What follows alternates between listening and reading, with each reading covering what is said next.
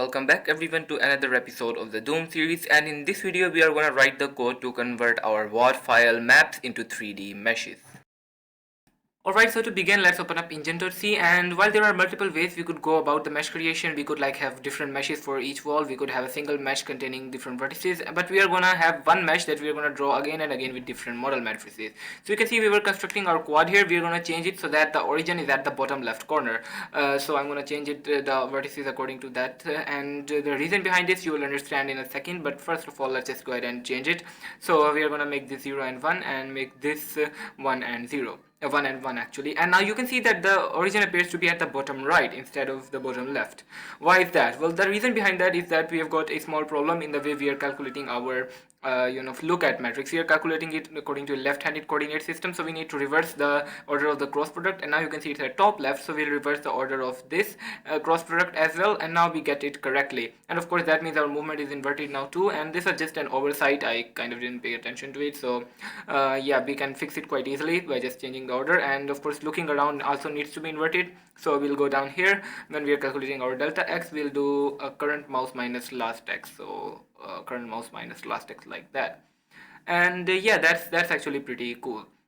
So with that we should have this ready now, and now we can move on to the actual rendering. Now for this we are going to define a struct here called wall node, because our walls will be stored in a linked list, and each node of the list will consist of a matrix for representing the model matrix that we need to apply to the quad mesh, and the other will be the actual next pointer that will have the next node in the linked list. And for drawing of these, you can see that well, we actually need to create a wall list here, which we'll just call wall list, and this will be a pointer of course. And now inside of the engine render function, actually let's go down here, and in here we are going to run a for loop, and we'll go start from the wall node, current wall node in the list, like the first one, and then we'll go until the node is not null, and we'll make sure that we just set it to the next one. And we are going to call render draw mesh on each of those, except that we'll use the nodes model matrix instead of the other one. And now you can see nothing renders because currently of course we have no nodes. Now we actually need to transform our mesh in take our map and convert it into a number of walls that we can use render, and we'll loop over each of the Linedefs of the wall, and we'll use the Linedefs for the rendering.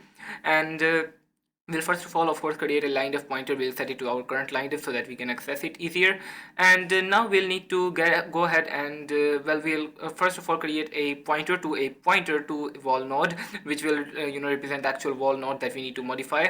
And for each iteration of the loop, we'll create a new wall node here, which will will allocate the memory for it using malloc, and then we'll set its next to be null. In the end, we'll take our pointer that we have got and we'll set its value to this new newly allocated node, and then we'll set the actual address of the pointer to be pointing to the next node so that we can modify that. And of course, forgetful of me, I need to use size of here. And yeah, so that gets that done. Now we of course need to first of all, let's just set it to identity, the model matrix, to kind of test this out, and you can see it seems to work quite well. We get a single one, but that's actually 475 meshes. So now we need to actually replace this with the appropriate values. So we'll get the start and the end vertices by getting taking our map vertices and getting the Linedef start and end index, and that will give us our start and the end vertex. And now we need to actually transform our scene according to that. So we need to transform the quad of course, and we need to calculate the appropriate model matrix. First of all, let's begin with the translation part. So for that we can go ahead and create a matrix for here, which I'll just call translation, and we'll use our mat for translate function to actually translate it. And since we are doing this in 3D now, the y coordinate of the 2D will become the z coordinate of the 3D. Now for the translation, we are going to take our start.x, and for the z coordinate we'll use start.y. And actually the reason it looks so horrible is because we forgot to actually set the nodes model matrix to this translation matrix. And now if I run this, you can see that nothing appears. The reason is that Doom uses a lot of very large numbers, because well, it only uses integer coordinates, so we can just divide them by a specific scale to get it into our view frustum. So we'll divide this by 100 for now. You can choose any value of scale that looks enough to you, but 100 is generally pretty good, I found. And you can see we get a lot of quads here, and if you look closely enough, you should be able to make out the shape of E1, M1, but of course it's not really obvious since all of them are not rotated or scaled correctly. So the next thing we need to do is rotate and scale those correctly. Now I would like to just have the start and end be directly, divide them by 100 directly, and we can do that by using this divide here. You could write a vec to scale method, but I just decided that it might be a bit too much. We only need to use this one. So now we can use start and end again and again without having to actually worry about dividing those coordinates. Of course, currently we still get the same result as before.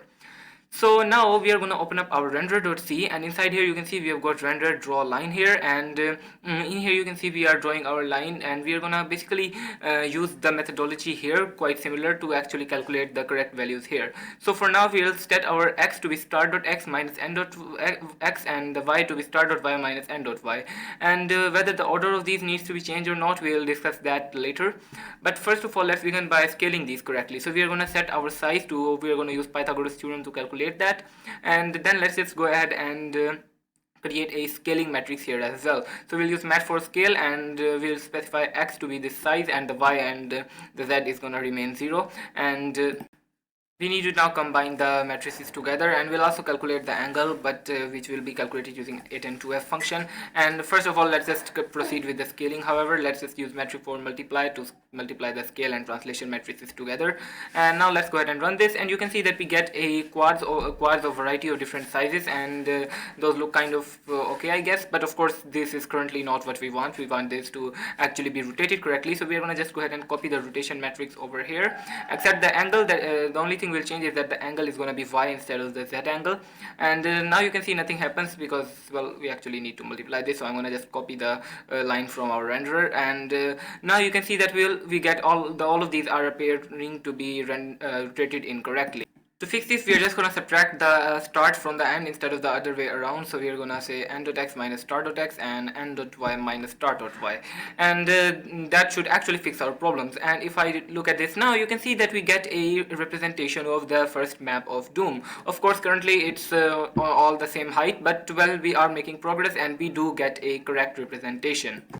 Now, for the correct rendering, we are going to have to separate the Linedefs that are portals that we can see through, for example, windows or stairs, from the ones that are walls. So in here, we'll begin with the walls one. To test that, we can just check if the Linedef is two-sided. Not every two-sided Linedef is a portal, but well, for Doom 1 we can assume that quite safely. So for now, let's just assume that that's a portal, and we'll render it later.